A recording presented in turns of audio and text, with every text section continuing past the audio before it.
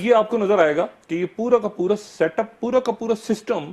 یہ پوری کی پوری ارریلیونٹ پارلیمنٹ، یہ جو ہے یہ کچھ دے نہیں پا رہی لوگوں کو، اور جب دے نہیں پائے گی تو اپنی افادیت کھو دے گی، کھو چکی ہے۔ میں تو آج سے میرا خیال ہے کہ 6 مہینے پہلے کہہ چکا ہوں کہ ارریلیونٹ پارلیمنٹ ہے، ٹھیک ہے۔ یہ آپریشن دھبڑدوز کے درمیان کہیں آ گئی، اور آپریشن دھبڑدوز کو اصل میں اس نے نقصان پہنچایا، ٹھیک ہے۔ اچھا، اور ہو گئی، اچھا ہے، الیکشن ہو گیا، جمہوریت ہے، لیکن یہ اب آپریشن دھبڑدوز اپنے انجام کی طرف جا رہا ہے۔ منطق میرے کیس کے بعد تو غائب ہو گئی، ٹھیک ہے، اب تو انجام کی طرف جا رہا ہے۔ میں پہلے بھی بات کہہ چکا ہوں کہ وہ انہوں نے کہا کہ کوئی جانا چاہتا ہے چلا جائے، ٹھیک ہے، کوئی رہنا چاہتا ہے وہ رہے۔ اسمبلیاں جو ہیں وہ رہتی ہیں، ٹوٹتی ہیں، کیا ہوتی ہیں، کیونکہ عمران جو ہیں وہ اس بات، یہ جو فرسودہ نظام ہے نا، لرستہ نظام، اس میں کہیں پر عمران خان مس فٹ ہے، اس پورے سسٹم میں مس فٹ ہیں، کیونکہ ایک سسٹم ایسا ہے جس میں عمران خان صاحب فوری طور پہ چاہتے تھے کہ احتساب ہو، انصاف ہو، ٹھیک ہے۔ اب انصاف اور قانون میں فرق ہے، ٹھیک ہے۔ وہ چاہتے ہیں انصاف ہو، اور ایک ہے قانون، اور قانون ہے پارلیمنٹ ہے، نیب ہے، 2/3 اکثریت ہونی ہے، یہ ہونا ہے، اس کو فلاں وزارت دو، اس کو یہ دو، یہ ناراض ہو گیا، وہ ناراض ہو گیا۔ اربوں روپے خرچ کر کے لوگ اسمبلیوں میں پہنچے ہیں، وہ کوئی خدمت خلق کے لیے نہیں پہنچے، انہوں نے پیسہ کمانا ہے، ڈبل ٹرپل کرنا ہے، لوٹ مار اور کرنی ہے۔ وہ کسی طرح سے اس میں وہ مطلب وہ کیوں بیٹھ گئے جا کے، وہ ان کو سمجھ نہیں آ رہا، بہت سے لوگوں کو جو اچھے لوگ ہیں، کہ وہ اس سسٹم میں کیا اسمبلیوں میں کیا کریں گے، اور جو پرانے پاپی ہیں بہت سارے، وہ بیٹھ کے ادھر ادھر اپنا داؤ چلا رہے ہیں۔ تحفظات ہی حل نہیں ہو رہے ابھی، تحفظات حل کبھی بھی نہیں ہوں گے، کبھی بھی حل نہیں ہوں گے۔ دیکھیں شہباز شریف صاحب جو ہیں، شہباز شریف صاحب، اسد کیسر صاحب جو ہیں، اب اسد کیسر جو ہیں ان پہ عمران خان غالباً ناراض ہیں ان سے، کیونکہ وہ کہہ رہے ہیں کہ اسد کیسر صاحب نے یہ کہا تھا کہ جو پارلیمنٹ ہے، یہ غالباً یہ بات کہی جا رہی ہے کہ اسد کیسر صاحب نے کہا تھا کہ ٹھیک ہے آپ پبلک اکاؤنٹ کمیٹی کا چیئرمین بنا دیں، اور وہ بن جاتے ہیں تو پارلیمنٹ سکون سے چلے گی، اطمینان سے چلے گی، گڑبڑ نہیں ہوگی۔ عمران خان آئے تو وہاں پر شور شرابہ ہوا۔ اچھا، اب جب شور شرابہ ہوا تو عمران خان صاحب جو ہیں انہوں نے اس کے بعد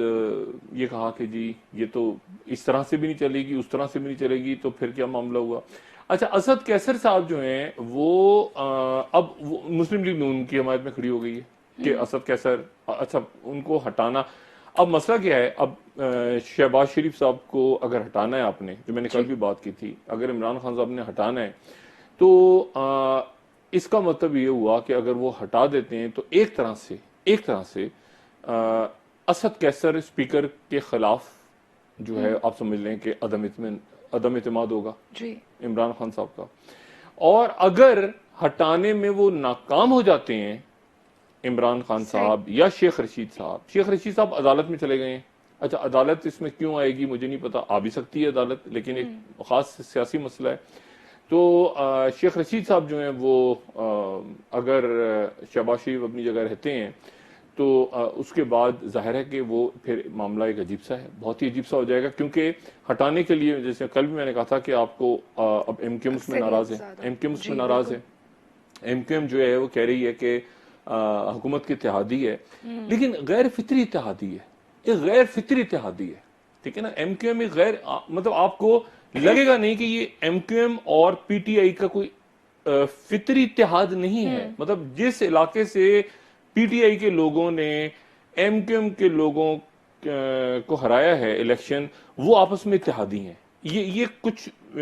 سمجھ سے باہر ہے۔ کراچی میں جو سیٹیں ایم کیو ایم نے زیادہ، پی ٹی آئی نے زیادہ لی ہیں، وہ ایم کیو ایم کے علاقوں سے اب دونوں اتحادی ہیں۔ یہ غیر فطری، میں نے کہا نا غیر فطری سی باتیں آپ کو نظر آ رہی ہیں اس پورے سیٹ اپ میں، لیکن بہرحال یہ سیٹ اپ ہے، جمہوریت کا حسن کہہ لیں، جو بھی کہہ لیں، مگر ایک سر پیر نہیں ہے اس میں۔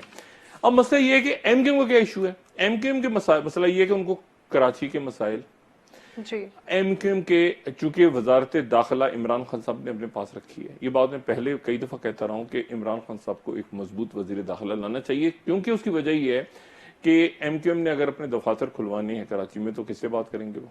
ٹھیک ہے، وزیر داخلہ ہوگا تو اس سے بات کریں گے۔ پہلے چودھری نثار صاحب آتے تھے، کوئی دوسری شخصیت آتی تھی، لیکن اب چونکہ ایم کیو ایم اتحادی ہے، وہ مسلم لیگ نون کے اتحادی تو نہیں تھے، اب ان کے اتحادی ہیں، مسلم لیگ نون کے دور میں تو آپریشن ہوا کراچی میں، تو ان کے چونکہ اتحادی ہیں تو ایم کیو ایم کہتی ہے کہ ہمارے بہت سارے مسائل، کراچی پیکج آپ حل کریں، دفاتر کو کھلوانا تھا، اور دوسری بات یہ کہ پہلے جہانگیر ترین صاحب غالباً کے درمیان میں تھے ایم کیو ایم سے بات، اب جہانگیر ترین صاحب کہیں غائب ہیں۔ جہانگیر ترین صاحب جہاں بھی ہوں اپنی موجودگی کا احساس دلائیں، وہ کہاں ہے جہانگیر ترین صاحب اس وقت؟ کہیں تو ہیں، مگر وہ کیا کر رہے ہیں، کیا ان کی پولیٹیکل ایکٹیویٹیز ہیں، وہ ابھی دیکھتے ہیں کہ کیا، لیکن وہ ایم کیو ایم سے بات چیت کر رہے تھے، وہ اب درمیان میں نہیں۔ نتیجہ کیا ہوا کہ صدر اور گورنر کو ایم کیو ایم سے بات کرنی پڑ رہی ہے۔ اچھا، اور ایم کیو ایم جو ہے ان کے ساتھ غالباً کمٹمنٹ ہوئی تھی ایک اور وزارت کی، اوورسیز کی وہ وزارت جو کہ زلفی بخاری صاحب کے پاس ہے۔ اچھا، اب زلفی بخاری صاحب والی وزارت جو ہے وہ غالباً